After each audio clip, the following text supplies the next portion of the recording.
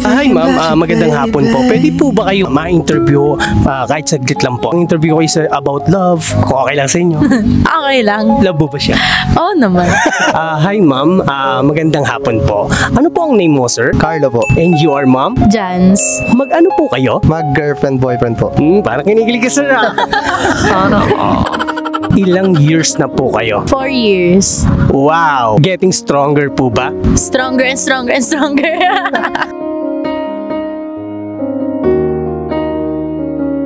Married na po ba kayo? Hindi pa po. Kailan mo balak mag-propose? Siguro pag may work na, pag may tamang income na kami na dumarating sa amin. Mahal mo ba siya? Opo.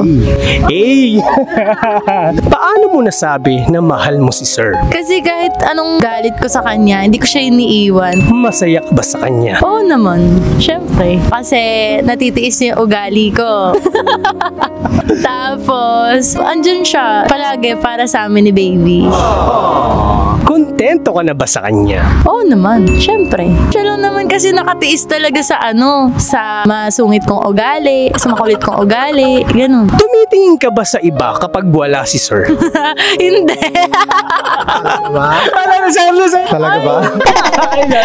Hindi talaga. Hindi talaga. Parang ginajudge ko pa nga eh. Natatakot ka ba na maghiwalay kayo? Medyo. Natatakot ako na, kunwari, takbuhan niya kami.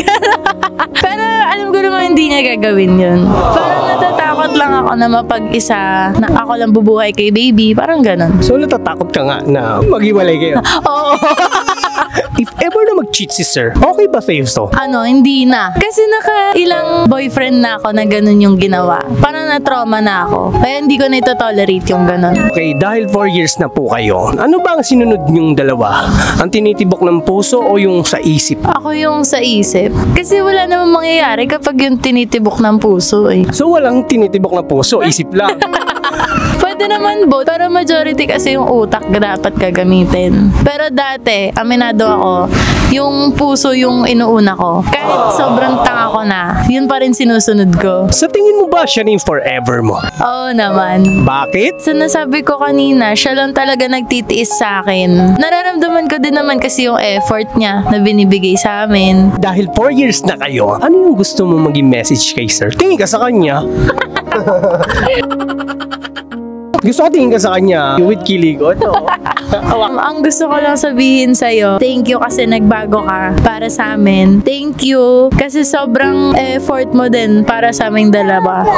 Siyempre may message back to. Ano yung special message para kay ma'am? Para sa akin, thank you kasi binigyan mo ako magandang anak. Tsaka syempre yun nga, nagbago ka rin para sa akin. Tiniis mo rin ako. Marami ka rin namang ginawang sacrifice para sa atin. Sana forever tayo.